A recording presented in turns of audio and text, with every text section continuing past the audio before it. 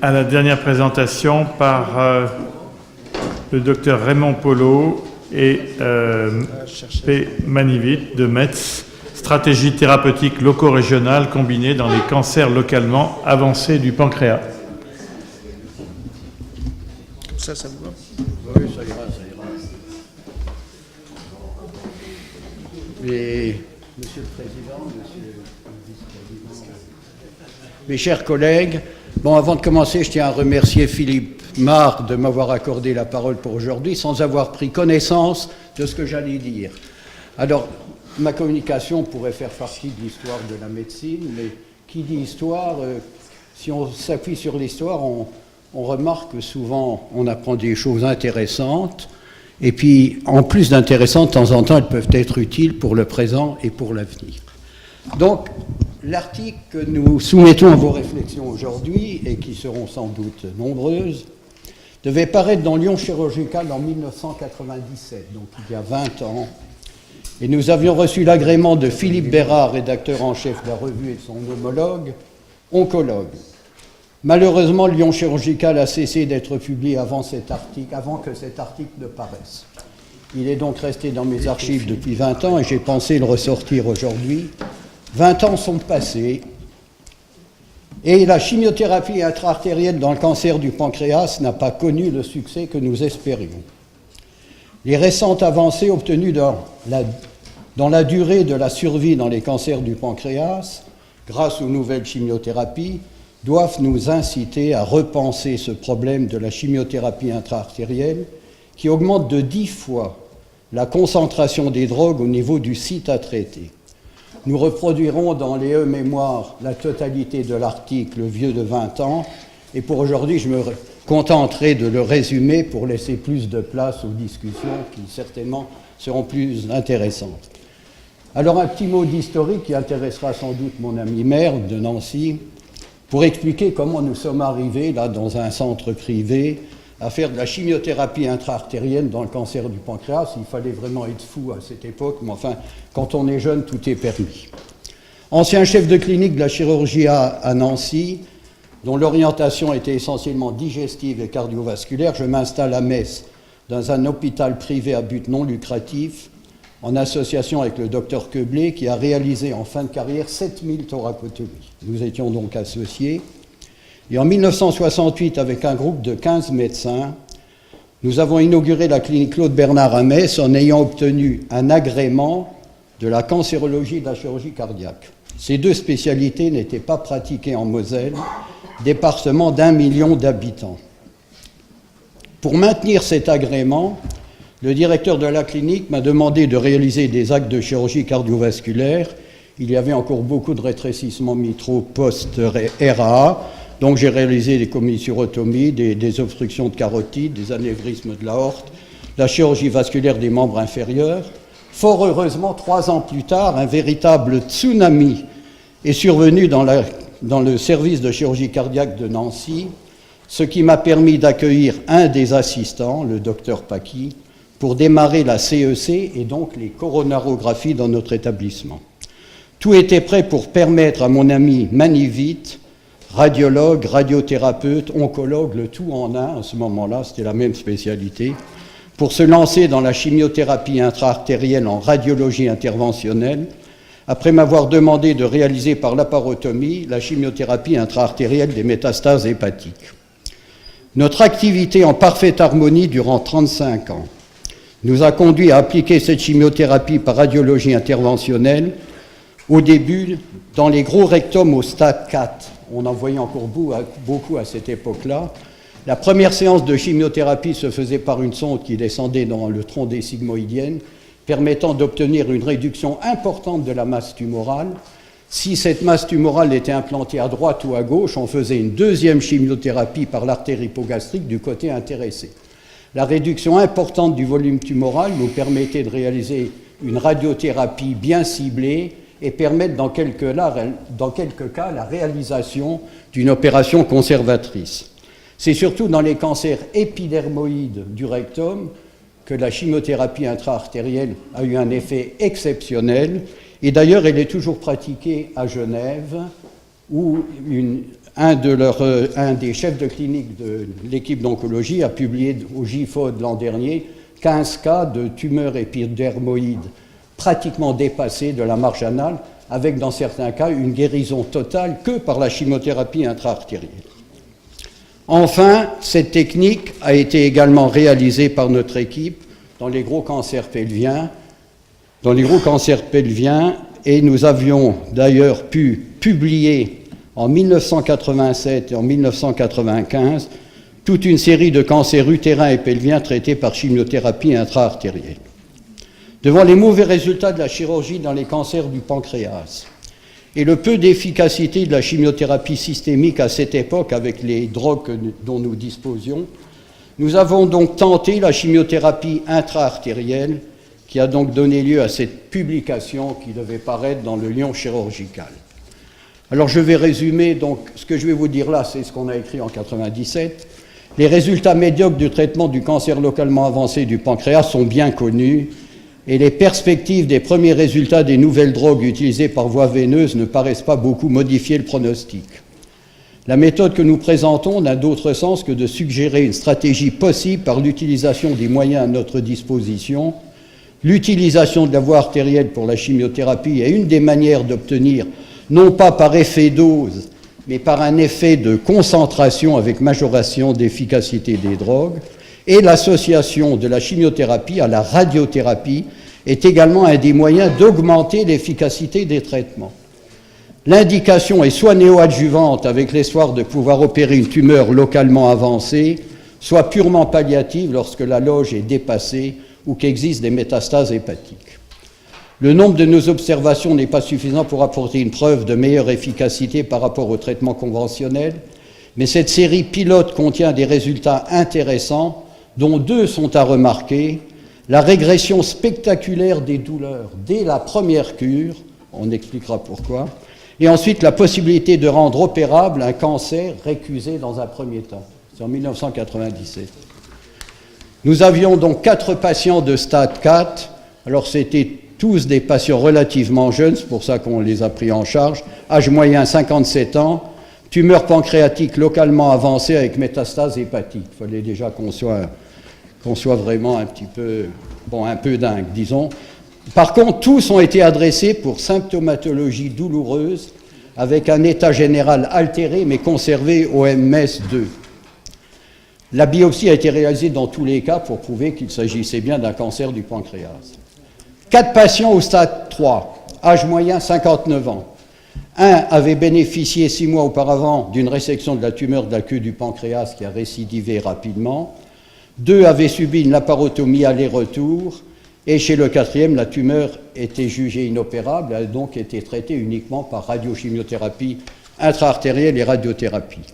Alors cette méthode consistait, je dirais tout simplement, en une radiothérapie donnée immédiatement après la chimiothérapie par voie artérielle. La sonde était introduite par voie fémorale jusque dans le tronc cœliaque. J1, infusion durant 24 heures de fluorouracile durant 6 heures, puis cisplatine durant 6 heures, et on recommençait fluorouracile et cisplatine après. Avant l'injection de fluorouracile, nous réalisions une injection intraveineuse d'acide folinique, et durant la perfusion de cisplatine, il y avait durant les 4 heures sur les 6 une perfusion de mannitol. Le cathéter était retiré à la 24e heure et la radiothérapie était donnée en 5 séances avec un total de 15 à 20 grés.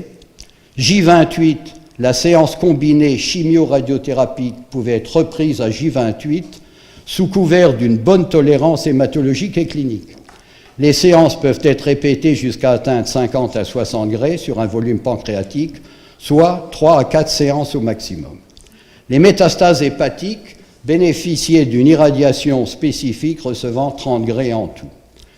On notait dans la littérature à cette époque-là différentes variantes. Certains utilisaient une chimiothérapie qui allait jusqu'à 5 jours, notamment au Japon, où un auteur introduisait le cathéter par voie axillaire sous échographie. Cette méthode avait été reprise par un radiologue italien à Turin. On remarquait également d'autres variantes, notamment dans l'école allemande d'Ulm, en Bavière, ainsi bien sûr qu'au MD Anderson à Houston.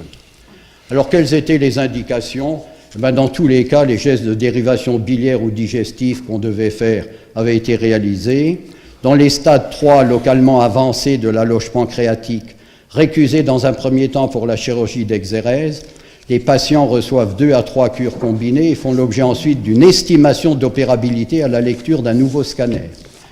Nous avons assisté chez quelques malades à une régression des lésions et à l'apparition de plans de clivage après quelques cures combinées à la lecture comparative des scanners. L'intervention reste réalisable jusqu'à la dose de 40 Gray en radiothérapie externe. Si la tumeur ne peut être extirpée après la préparation de 1 à 3 cycles, l'exérèse est ensuite complétée par une radiothérapie jusqu'à 50 à 60 Gray sur le volume réduit du lit chirurgical, associé à une chimiothérapie concomitante donnée par voie systématique. Si la chirurgie ne peut être effectuée, la radiochimiothérapie artérielle combinée sont poursuivies jusqu'à la dose de 60 Gray. Dans les stades 4, l'extension hépatique fait l'objet d'une irradiation du volume hépatique n'excédant pas 30 degrés, c'est ce que j'ai dit, et la loge pancréatique est d'irradier jusqu'à 50 voire 60 degrés. Le but est de ralentir l'évolution tumorale, y compris hépatique, et d'agir contre la douleur par la régression pancréatique. Alors quels sont les résultats? Ils nous paraissent intéressants pour les patients de stade 4. Vous pensez bien qu'on a amélioré simplement la survie de quelques mois. Par contre, la réponse à la douleur est l'élément remarquable de cette courte série. Sur les 4 patients, la première cure a fait disparaître la douleur. Le 4e patient, la 2e cure l'a fait disparaître. Chez les patients de stade 3, le premier patient opéré 6 mois auparavant de sa splénopancréatectomie a survécu 7 mois sans douleur lors de la mise en route de notre traitement. Le 2e, inopérable lors de la première laparotomie, c'est moi qui l'avais faite, reçoit 2 cures et peut bénéficier d'une DPC après un complément radiothérapique et une chimio intraveineuse, alors que lors de la première laparotomie, je ne trouvais aucun plan de clivage qui m'avait obligé à battre en arrière. Ce patient avait survécu 20 mois sans douleur et il est mort au 24e mois de métastase hépatique. Le 3e patient n'a pas été opéré, le scanner montrant une extension à la racine du mésentère. Il a bénéficié de plusieurs cures de chimiothérapie intra-artérielle. Il était en vie à 20 mois lors de la rédaction de notre article. Je ne sais pas ce qu'il est devenu, mais enfin, il a vécu aussi longtemps que celui que j'avais opéré. Simplement, donc, par chimio-radiothérapie intra-artérielle. Enfin, le 4e patient présentait toujours une empreinte sur la veine porte après la première cure et n'a pas été opéré. La douleur a disparu pendant 5 mois et le patient est mort de métastase hépatique. Alors maintenant, nous arrivons à la partie la plus intéressante, la discussion. Nous écrivions en 1997 que notre courte série n'avait de valeur que pour indiquer une stratégie possible en vue d'essais thérapeutiques et avant que d'autres drogues ou d'autres stratégies permettent une amélioration des résultats. Dans les conditions palliatives de notre série pilote, il ressort que l'on obtient un effet réel sur la douleur dès la première cure, ce qui peut s'expliquer par le fait que les zones les plus vascularisées sont situées à la périphérie de la tumeur, que l'on arrive ainsi à libérer des plexus nerveux. Cet effet antalgique avait précédemment été observé pour des récidives présacrées dans les cancers du rectum. La base du principe de la délivrance des drogues par voie artérielle repose sur la plus grande concentration d'une même dose de drogue que par voie systémique dans un rapport de 1 à 10. À cet effet de concentration loco-régionale des antimitotiques s'ajoute l'action de la radiothérapie concomitante, ou plutôt juxtaconcomitante, puisqu'elle est faite le lendemain de la chimiothérapie. Dans les conditions à visée curative, on peut penser que cette stratégie paraît l'une des plus adaptées pour donner dans un délai court une préparation efficace à la chirurgie d'exérèse. On retrouve la facilitation de l'exérèse chirurgicale qu'apporte le traitement préopératoire, que nous avons observé notamment dans le traitement des cancers avancés de la région pelvienne. Evans avait noté à cette époque que l'intérêt de la radiothérapie sur les cellules oxygénées non dévascularisées par une chirurgie première et son rôle dans la préparation des marges chirurgicales, les marges rétropéritonéales étant de l'ordre du millimètre, pour lesquelles la chirurgie première ne paraît pas à Evans la méthode la plus adéquate. Avant de conclure, nous avions noté par ailleurs que la chimiothérapie systémique complétée à la radiothérapie qui avait déjà été étudiée à cette époque. Donc il y a plus de 20 ans, et si on voit ce qui se passe actuellement, on constate Il y a vraiment eu beaucoup de temps perdu. Enfin, c'est mon avis, on en parlera tout à l'heure. Donc Wagner avait publié une étude dès cette époque dans les ORTC. Braun avait rapporté une courte série comportant 5 fluoracils et 6 platines, avec une radiothérapie concomitante bifractionnée.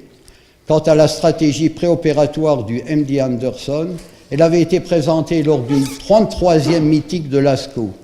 Radiochimiothérapie conventionnelle avec fluorouracil et 50 Gray en 5 semaines avant le geste opératoire, ou radiothérapie délivrée en 30 Gray en 10 séances associées soit à paclitaxel, soit à gencitabine, qui faisait à cette époque-là son apparition.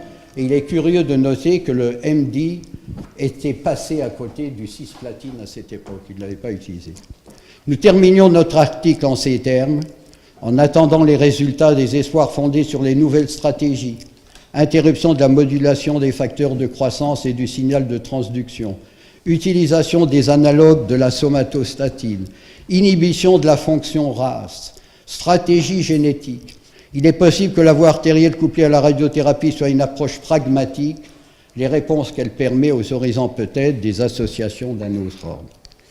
Un plus long recul, d'autres études pilotes rassemblant un plus grand nombre de patients et des études comparatives permettront de répondre à la question de savoir quelle valeur apporter à cette courte étude pilote et d'apprécier l'efficacité de la méthode en termes de traitement des douleurs, d'augmentation de la survie et de la qualité de vie des patients, malgré les inconvénients de l'association thérapeutique qui, bien sûr, est lourde.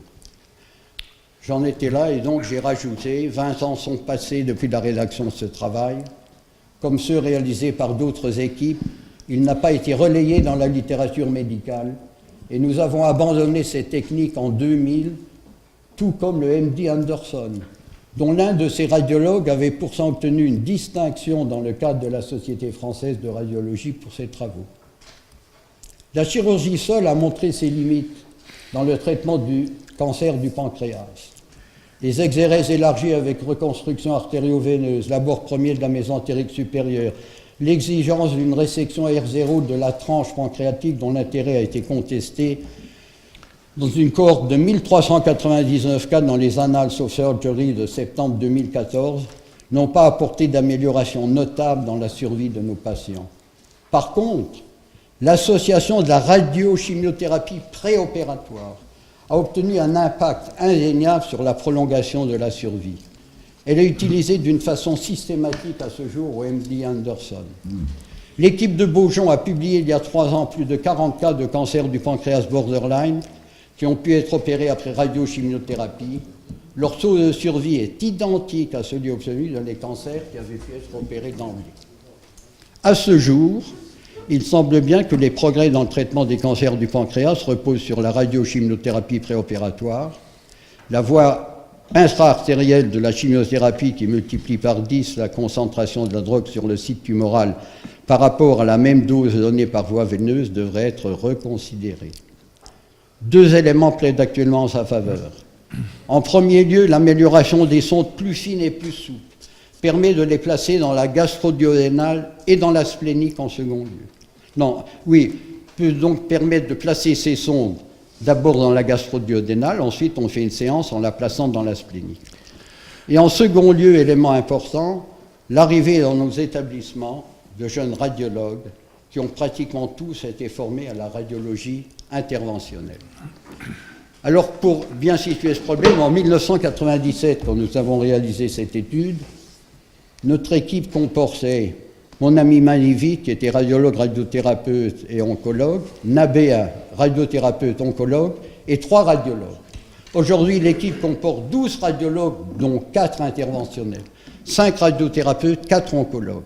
L'équipe serait prête à reprendre, si vous voulez, la chimiothérapie intra-artérielle. Le malade rentrerait un matin avec tous ses examens.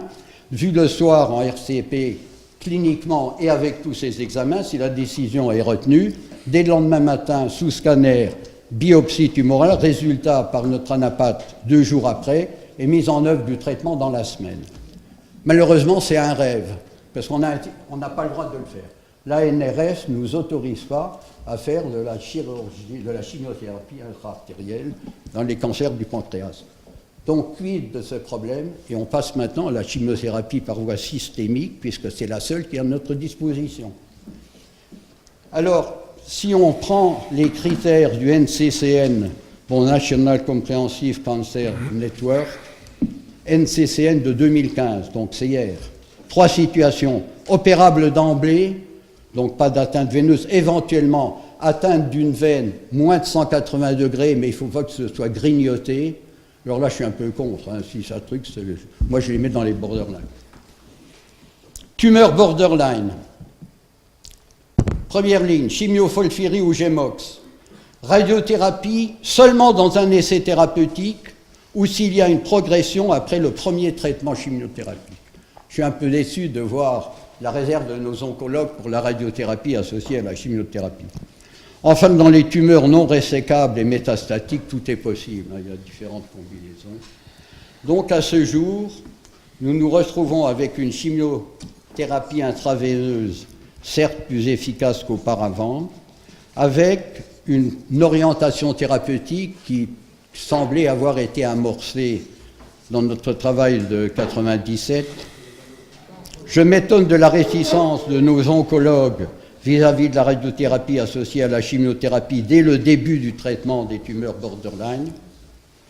Pour ces tumeurs borderline, un excellent article de l'équipe d'Osaka est paru dans les Annals of Surgery en décembre 2016, donc c'était le mois dernier, et je tiens absolument à expliquer ces statistiques-là, car c'est de là que découle pratiquement toute ma philosophie, mais enfin qui avait débuté déjà avant.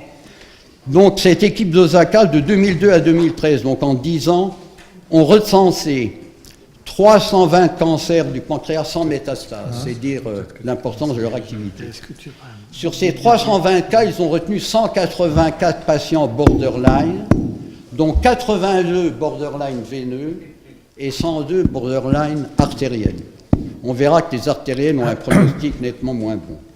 Le traitement comporte durant 10 semaines 3 cures de gemcitabine espacées durant ces 10 semaines, et durant les 4 premières semaines,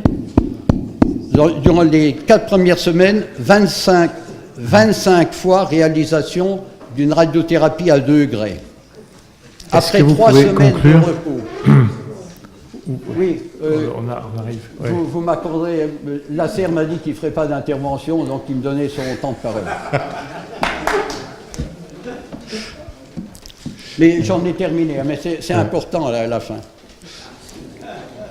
Après 3 semaines de repos, donc ça nous fait 13 semaines, c'est guère 1 mois de plus que ce qu'on accorde après traitement radiochimiothérapique pour les cancers du rectum, parce qu'on m'a dit, oui, mais si on fait de la chimiothérapie, ça retarde énormément la date de l'intervention. Donc, sur les 82 borderline veineux, 77, après réévaluation, ont pu être emmenés à la laparotomie. Lors de la laparotomie, on n'a pu faire que 69 résections, c'est-à-dire qu'on a pu opérer 84% des borderline veineux. Alors, je veux bien vous abréger un petit peu pour vous dire que ces 84% de borderline veineux qui ont pu être opérés ont une survie à 5 ans de 51%. C'est-à-dire que 51% de ces patients sont vivants à 5 ans. Deuxième remarque importante de cette étude, c'est que sur les pièces opératoires de l'étude d'Osaka, 98% des pièces opératoires sont R0, ce qui prouverait que la chimiothérapie préopératoire a un effet sans qu'elle ait apporté par la vascularisation en place.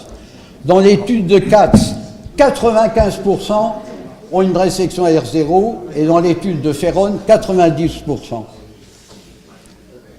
Pour terminer, et puis j'en arrive, je reviens au problème des cancers dits opérables d'emblée et pour lesquels j'éprouve beaucoup de sentiments partagés, bien que j'ai mon opinion là-dessus, et pour lesquels a été créé à Beaujon un organigramme efficace qui est paru d'ailleurs dans le quotidien du médecin il y a 3 semaines. Tout patient suspect d'être porteur d'un cancer du pancréas est reçu après simple appel téléphonique dans les jours suivants, en début de matinée. Des examens biologiques et d'imagerie complémentaires sont réalisés Et s'il s'agit d'un cas opérable d'emblée, le patient est vu au ciseau par un anesthésiste et il est opéré dans un délai d'1 mois. Donc on sait l'impasse de la chimiothérapie préopératoire. Notons au passage, et ça c'est important, que le chirurgien est autorisé à faire une DPC pour un éventuel noyau de pancréatite chronique, alors que la chimiothérapie préopératoire ne peut être réalisée qu'après une biopsie. Cette nécessité de la biopsie préopératoire pour mettre en œuvre le traitement chimiothérapique est certainement un des freins à son utilisation plus fréquente dans nos services. Merci. En fait, une fois la résection faite, le problème est entre les mains de l'anapathe et Del Perro a très bien exposé la nécessité sur la pièce opératoire de repérer la tranche par une couleur, l'empreinte veineuse par une autre, l'empreinte artérielle par une autre et surtout la face postérieure par une couleur jaune. Ces empreintes nécessitent de la part de l'anapathe de faire des coupes horizontales. Est-ce Or, que vous cette pouvez pratique est conclure? rarement réalisée dans nos différents services. Enfin, et ce qui est également intéressant, en ce qui concerne les métastases ganglionnaires, un jeune chirurgien exerçant actuellement à Gustave-Roussy nous a présenté l'autre jour à Saint-Antoine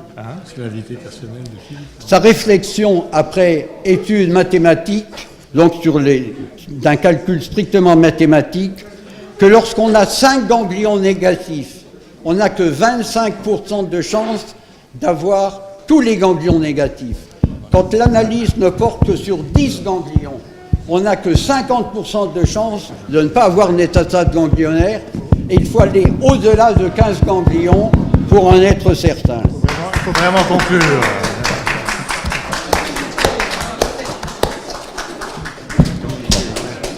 Bien. Raymond. Merci.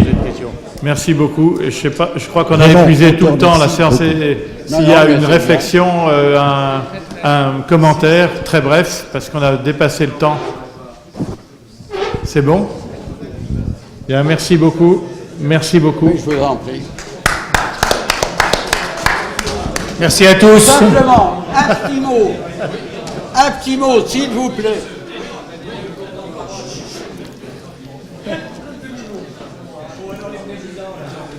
Un petit mot. Le dernier essai ESPA 4, portant sur différentes écoles d'Europe, 700 cas à peu près, a montré que la chimiothérapie adjuvante post-opératoire dans les cancers du pancréas nommait une survie médiane simplement de 3 ans dans les R0 et de 2 ans dans les R1. Alors comparé à la statistique d'Osaka, ça porte réflexion. Oui. Non, mais moi je... Bon.